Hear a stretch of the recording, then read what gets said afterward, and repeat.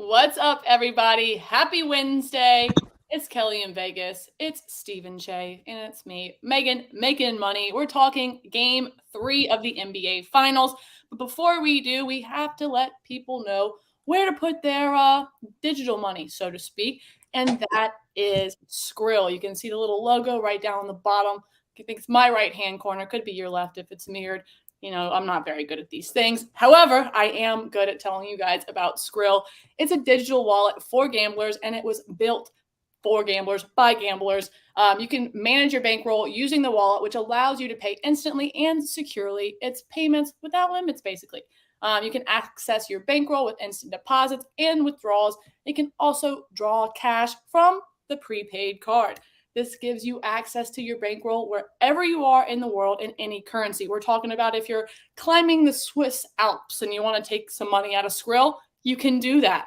And for this week only, first 20 customers to sign up at skrill.com/barstool. That's the first 20 customers to sign up and verify their account at skrill.com/barstool gets $100 in Skrill bonus. Of course, the terms and conditions apply because why wouldn't they? So go ahead, the first 20 of you to verify your accounts, boom, you get that $100 Skrill bonus. Now that we got that done and we have all the people out there who know where to put their money, aka Skrill, let's get into today's show. Kelly, how are we feeling today? And then kick it down to Cheah because I want to know how he's feeling too. He looked like you were wearing a cool little shirt there. It was a Barstool shirt. I kind of liked it, though. It was green with the yellow logo. Yeah, it's like a Masters Barstool shirt or something. I like it. Kelly, how you doing? Life's good. I feel like I got beat up with the baseball bat. I took 2 9-year-olds to Universal Studios yesterday. And I am really glad I did not agree to a 2-day trip because we kind of talked about like, oh, maybe we'll just do this and that. I would be dead. Like I have like 8 blisters on my feet. I'm definitely covered in bruises. I might have a mild concussion from riding the Hulk 3 times in a row. I'm not really sure what happened yesterday. At one point in time, I just like looked down and I was like, I still have 5 more hours of this. So trying to get back on that train, was looking at some NBA this morning. Excited to be here with you. I see you're back home as well. So I feel like everything's right. And Cheah was on time. So, I mean, like today's going to be a great show. And Cheah, how are we feeling? How was the yak today? How was your week and your weekend?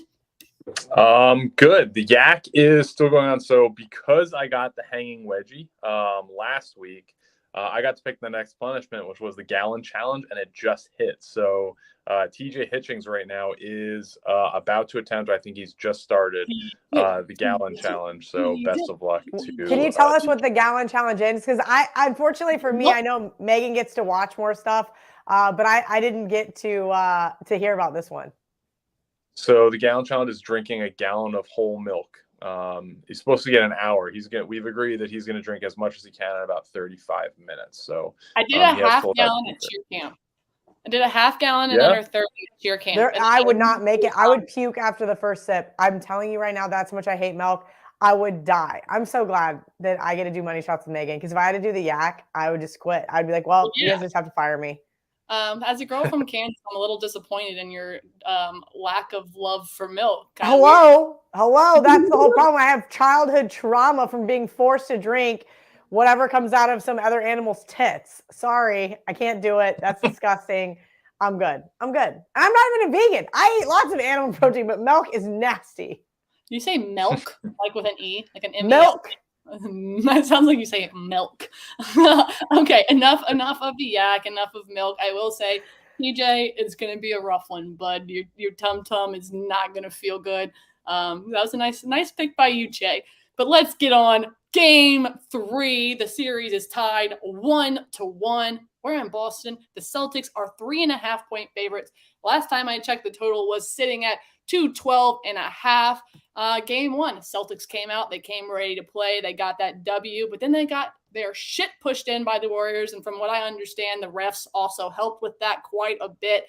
Although y'all know that I'm not watching these games super intently. So maybe that was just, Dave and the other Boston fans talking, but y'all can correct me if I'm wrong, if the Zebras helped out a little bit. But anyway, you have the Celtics who have not had the best home performance, 3-4 in Boston the last 2 rounds. And they've really survived off of their 8 road wins. They need to tighten up that rotation and figure out a plan. Kelly, what do you think the plan is going to be for the Celtics going into tonight. Who do you think is going to take the game? And what do you think about the total? Because I know you've been absolutely hammering and murdering the unders all playoff. So let's go ahead and start with you. And then, Cheah, I'll start it back up with you after Kelly's done.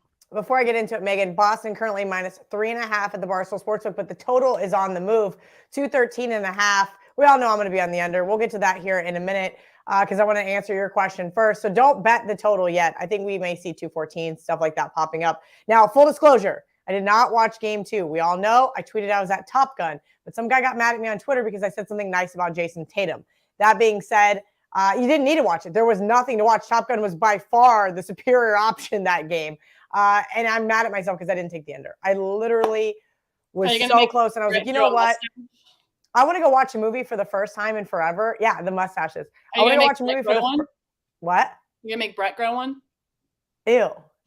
I'll post a photo of my dad in 1983, and you'll see why I don't like mustaches. See, goes along with the milk.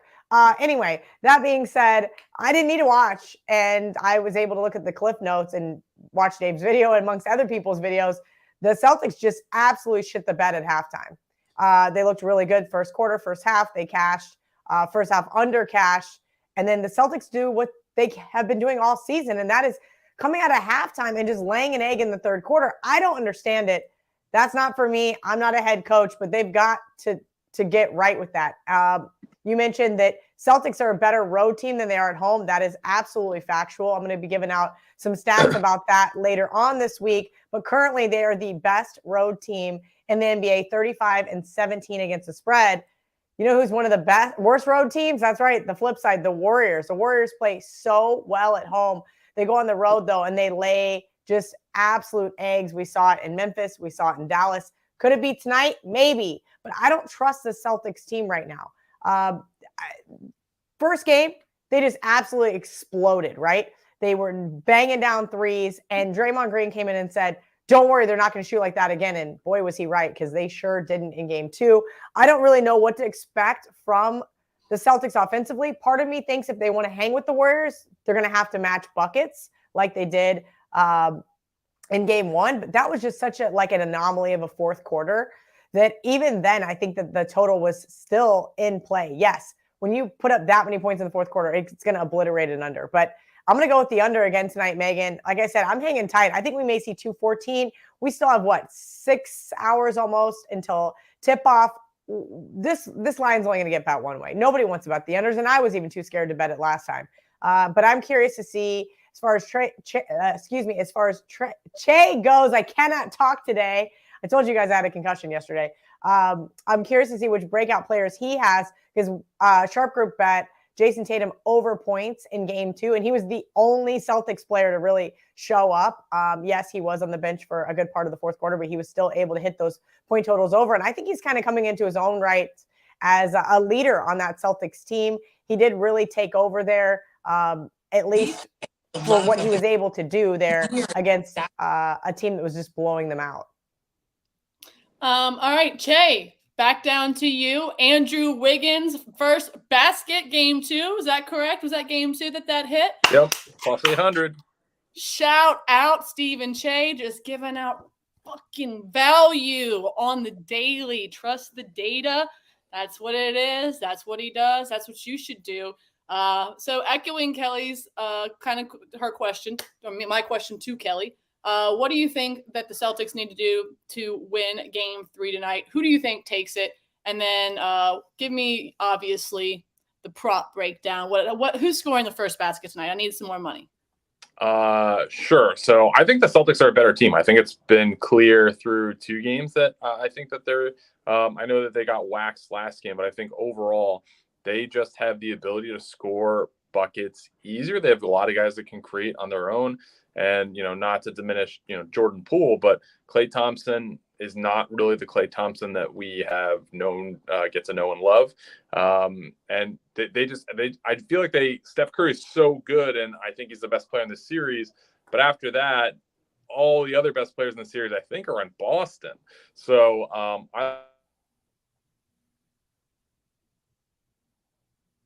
Did we lose Cheah? Oh, no. Yeah, it's that lovely office Wi-Fi that our good producer Jackson is always on. Sounds like we lost him temporarily, but I'm curious to see here and he's back. Sorry, did I cut out?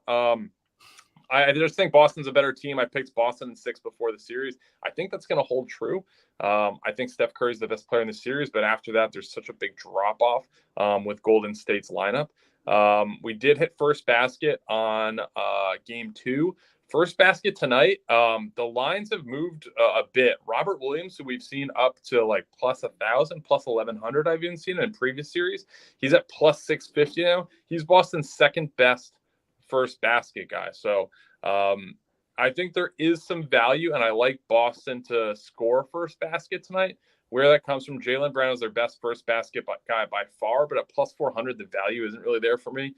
I really don't think there's great value with first basket until you get up into like the plus 650s and above. If you're going to ride with any Warriors guys, I think Wiggins and Kevon Looney are your best bets, but I do like Celtics guys, so I'm going to go with Al Horford, which is plus 1,000, and Marcus Smart plus 1,200 tonight. Bet very responsibly on these. It's first basket, but those would be my two guys. In the last 3 games against the Warriors, Boston is 2-1 in the tips, but Golden State has scored first twice. It'll be interesting to see if Robert Williams does take the tip. He has taken it all series, but he has been banged up, so is that something where they don't really use him? Kevon Looney, not like a very big tip guy, doesn't have a great vertical. The Warriors win about 34% of tip-offs. So I like Boston at least getting the first crack at it. If they put it down, remains to be seen. But those are the two guys that I would look at, Horford and Smart, for tonight for first basket. As far as player props, I have one favorite prop. It is Derek White over 11.5 points. You could say, you got to start fading, trends. But last game, he had a bad game. He was 4 for 13 from the field. He scored 12 points. So I'm looking at his floor to be at about 12 points. So if you're giving that 11.5 as the over-under, I really like the over there.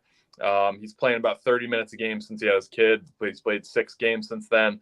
And he's just a steady part of the rotation. Does a great job on Steph Curry. And I think Boston wins in kind of a laugher tonight. So I think Derek White's going to get some good minutes. He's going to contribute. That's my favorite prop tonight.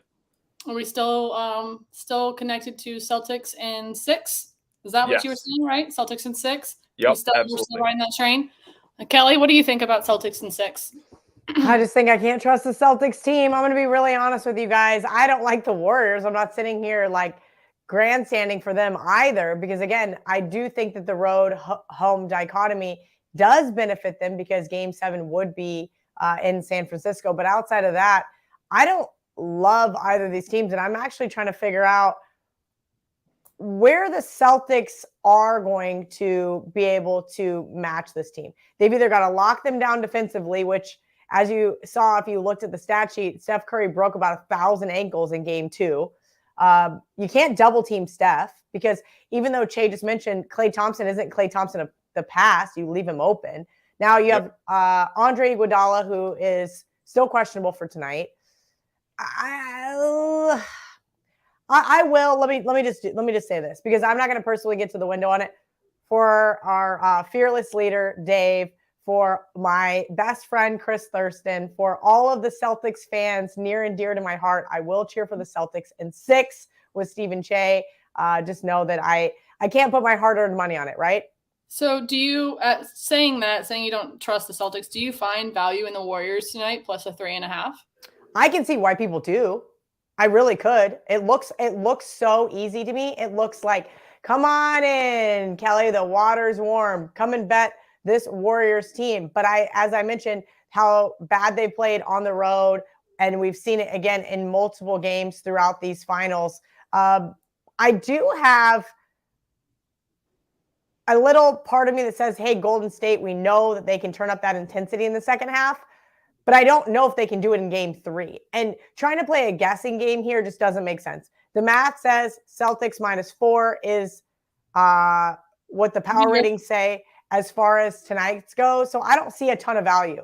I can see maybe if you like the Celtics in the first half, even the first quarter, which are both offered at the Barstool Sportsbook, then I don't have to worry about this third quarter disaster that Boston has created for themselves game after game. Boston is the number one second quarter team in the league. So take that. Ooh. Interesting. So I might just end up playing an under here tonight, like Kelly. She's been absolutely just crushing them. Cheah still thinks Celtics in 6. He's going to be tweeting out his plays from Trust the Data. I always, you'll know I have to say it. And twice. you made fun of me about milk. Milk. I feel like it's tomato. It's one of those type Nobody deals. called it a tomato. In what world? In Europe, they call it tomato? No way. No, I've never heard anybody in real life call it a tomato. You're probably right. Which you are most of the time, which is why you're in Vegas and a sharp and I'm in Louisiana and a square. Stephen Cheah, thank you so much for joining us. We have another special guest jumping on next. I have a bone to pick with him. He obviously always has a bone to pick with everyone here. And it is Ben Mintz. Ben, before I pick my bone with you, go ahead and give us your pick for Game 3 tonight. God, I listened to what Kelly said. I kind of agree. I mean, I took Boston by 3.5, but I took it because I had to make a pick on the game for Pick Central because we kind of have to. I don't have a strong necessarily read on it. It does look like the home team's just favored because 3.5. People are going to take them. What I do think is Boston. What I'm looking for in Game 4, I think could be Boston blows them out in Game 4, especially if Golden State wins tonight. Because Golden State, when they lose, they'll just lose by 40. So what I'm looking for, if Golden State somehow pulls out Game 3, I'm going to bet Boston on the alternate line minus 12 in Game 4. Because Golden State is not afraid when they lose to lose by 30 or 40. I don't know if you'll notice that trend about them. But I guess a tiny play on the Celtics tonight. And same thing as Kelly. Being part of Barstool Sports, if we have no allegiance to Boston or Golden State, well, then we got to support Boston because of everything they mean to our paychecks. So let's go green. All right. Mintz, the real reason why you're on is to grow the game. We're growing the game, right, Mincy? Got to do it. And I love you. Yeah, Megan, I got to say, I'm bummed out. I wasn't tweeting about it because it was something that was so sensitive. I'm so upset LSU lost to Southern Miss. Because Megan.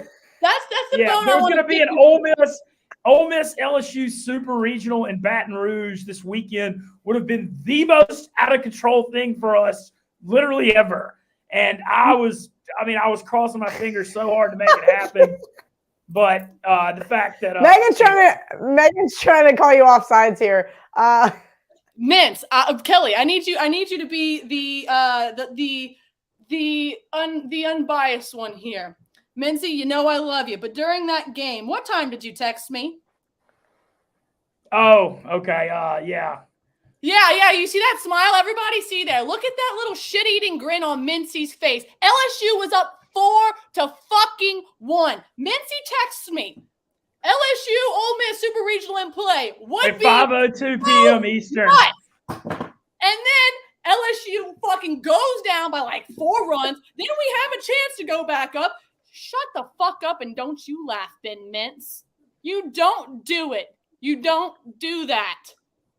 Kelly, what would you have done if Ben Mintz would have texted you and it was K-State? I've blocked people for less. I've actually basically ended a relationship for less than that. Also, I'm not a great person. But that is, oh, man. Mintz. We got to work on the timing. I understand. I'm going to play the contrarian here just for 1 second because that's what I do. I'm sure Mincy, out of the goodness of his heart, Megan, was just so excited at the idea that LSU could play Ole Miss in a Super Regional that he just had to text you at that moment and didn't think he was mushing your bet. The gambler side of me says, fuck that, Mintz. I would never talk to you ever again. At least during games. Talk to me in mornings and late nights, I guess, apparently. Yeah, no. I hate it. Like I said, it would have just been the content. It would have been the most out of control thing ever if it happened. It definitely would have, should have, could have, Mintz, but guess it just wasn't. I'm not the one throwing those pitches out the LSU bullpen that blew it. Well, you're also growing the game, and since you're so responsible for growing it, you texting me that I felt like you have the most energy towards it. So that was your fault. I'm calling it. But now that I'm past it, I've picked my bone. Tell us about all of what you're planning to do this next couple of weeks. Tell us about some teams we need to be following. Tell me what's up. Okay. All right. So so basically, to make this short for the people that don't follow college baseball, last weekend was the round of basically, if you're comparing to the NCAA basketball tournament, the first and second rounds were last weekend, and now we're down to the Sweet 16. And so there's 16 teams left. There's 8 2-out-of-3 series this weekend, and it's a loaded bracket. And we've got odds up on the Barstool Sportsbook to win the national title. So the Tennessee Volunteers this year are 56-7.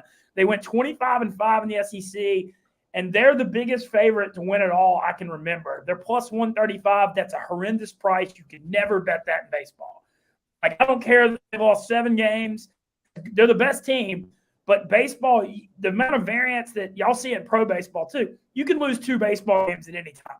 And so I don't think there's any value whatsoever on Tennessee as a chalk plus 135. But what that does, team at 135, that creates value throughout the field because they're such a big favorite. You got longer odds on other teams. So Tennessee's hosted Notre Dame this weekend in Super Regional. Notre Dame team that's one of the best teams in the ACC, has really good pitching, should have been a top 16. I think Notre Dame at 48-1 is worth a sprinkle here. Last year, NC State was 50-1. It was 50-1 when they went to Arkansas in the Super Regional, and they beat them 2 out of 3. And that's the thing when Dave Portnoy showed up in all that Arkansas gear. It worked. It trolled the crap out of me. Do you guys know how you can tell a Notre Dame fan? They'll just tell you. Oh, God. Well, I'm not a Notre Dame fan at all, but I think 48-1 with their pitching staff, if they were, let's just hypothetically say Notre Dame upsets Tennessee this weekend, they'll be 12-1 to win the College World Series in Omaha. That's how big a difference it would be. And so it's worth, I'm not saying it's worth a big bet, but you put $20 on it to win like $1,000. That's a pretty good one. Some of the other long shots, Arkansas right now at 25-1, I think has some value. They're at North Carolina in the Super Regional this weekend, but Arkansas got out of a really tough Oklahoma State Regional. They're always in it every single year. And then when you look at the Omaha bracket, Arkansas is on the weaker side that doesn't have Tennessee. So if they can get through North Carolina, you'd have an incredible value at 25-1. So those are kind of the longer shots I'm looking at. And then as far as this weekend goes, we'll have odds out on the Super Regionals, I think, tomorrow. We've got some odds out on the first games already. We can find them on the Barstool Sportsbook. Even though East Carolina's hosting Texas at home, a lot of people like Texas in that when they made. No, that's the game I was going to ask you about. I love East Carolina. Yes, East Carolina in this one. I like them. I think I like Texas to win that Super. I don't know about the game 1. What I've been doing in baseball, so I actually had a great weekend last weekend. I'm actually winning Pick Central right now, which never happens. So I'm right on your tail. Now you just switched yourself. Congratulations. Well, whatever. The point is, Megan, you should text him like 3 days before the end of June. Like, Mitch, you're going to win Pick Central. I'm so happy for you. I don't care. Whatever. Do it. That'd be a first world problem because I'm usually at the back of the standings. So I'm just going to look at it that way. But what I'm doing in strategy on college baseball, I learned this the hard way last year. So they really never had lines on college baseball till last year. So gambling on this is kind of like a whole new thing.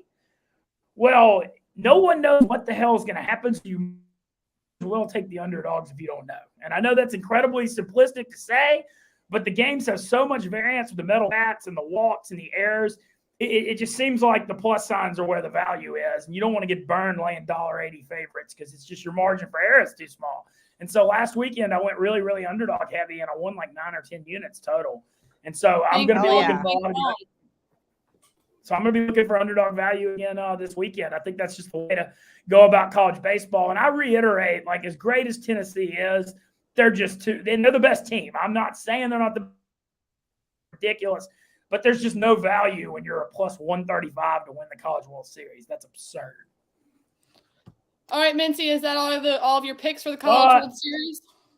I'll comment on a couple other things. Ole Miss they were the 64th team to sneak in the tournament. Literally got the last spot. They won the Miami Regional. They lose right away. Yeah, screw that. We always lose. Megan, you should say something opposite. You got to be positive. Be like, Mints, they're going to win the whole damn thing. Like, you guys got. You don't have any blood. Like, hey, Mints, how cool would that be if you get to go to Omaha and Ole Miss is there because they always choke and have only made it once in 2014, and Ole Miss is 1-6 in Super Regionals. So this is a tough spot. I'm sitting with the Tigers. Me and the Tigers are sitting in Baton Rouge. Why would I be happy for you going anywhere? Fuck that. I can't. I feel like I always am the mean one, but then Megan, like one thing happens and it's like dagger. LSU, Oh wait, she's a LSU Scorpio. and the Astros. Don't do it. Don't mush my fucking teams. Ask The other ask a comment guy I have named on the Trent Super about that. The only other comment I have, A&M is the 5 hosting Louisville, who's the 12, and it looks like a rat line. Like I thought A&M would be a pretty big favorite in the series at like $1.50, and it's only like $1.20. And so Vegas looks like they like Louisville. It looks a little ratty. I hope A&M makes it. I've got A&M 60-1 future out, but I'm a little, just reading lines. I thought A&M would be a bigger favorite, and that's giving me a little pause. So that's what I got. All right, that's what Mincy has. Real quick before we go. Tommy Smokes is having a big party today with Roan, the Smoke Show party. People are asking me why I'm wearing a collared shirt in the office. That's why we're going over there to do some content today. I have no idea what the hell I'm getting into.